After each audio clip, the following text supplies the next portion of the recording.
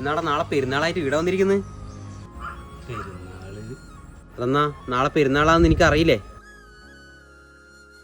ഉപ്പക്കും ഉമ്മക്കും പെരുന്നാൾ കോടിയൊന്നും എടുത്തിട്ടില്ലേ? വീട്ടിൽ പരിപാടിയൊന്നും ആക്കുന്നില്ലേ? ഉപ്പക്കും ഉമ്മക്കും പെരുന്നാൾ കോടി പരിപാടി കൈമിൽ പൈസയൊന്നുമില്ലേ? മാർച്ച് മാസമല്ലടാ, ബാങ്കിൽ നിന്ന് വരെ വിളിച്ച് വീടെടുക്കാൻ കുറേ ലോൺ എടുത്തിട്ടുണ്ടായില്ലേ, കയ്യിലെല്ലാം കൊണ്ട് പോയി ആടെ അടച്ച്. അപ്പൊ കഴിഞ്ഞ ആഴ്ച എനക്ക് കുറി വിളിച്ചു വിട്ടൊരു 50,000 രൂപ ഉണ്ടായിട്ടില്ലേ? എനിക്ക് തന്നില്ല ഞാനത്. അതോ? അതിലല്ല, എൻ്റെ ചങ്ങായിക്ക് ഒരു ഹോസ്പിറ്റൽ കേസാൻ പറ്റി ഞാൻ അർജന്റായിട്ട് ആ പൈസ എടുത്ത് കൊടുത്തിന്. 2 ദിവസം കൂടെ തരാമെന്ന് പറഞ്ഞ ഓനാണെങ്കിൽ ഇപ്പം ഫോൺ വിളിച്ചിട്ട് എടുക്കുന്നില്ല, മെസ്സേജ് നോക്കുന്നില്ല.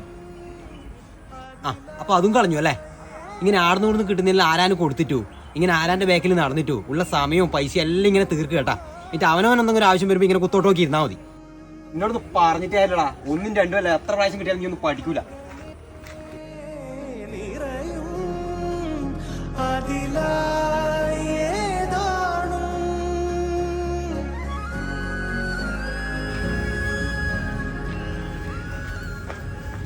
എന്റെ കൈമിലിപ്പോ ഇതേ ഉള്ളൂ.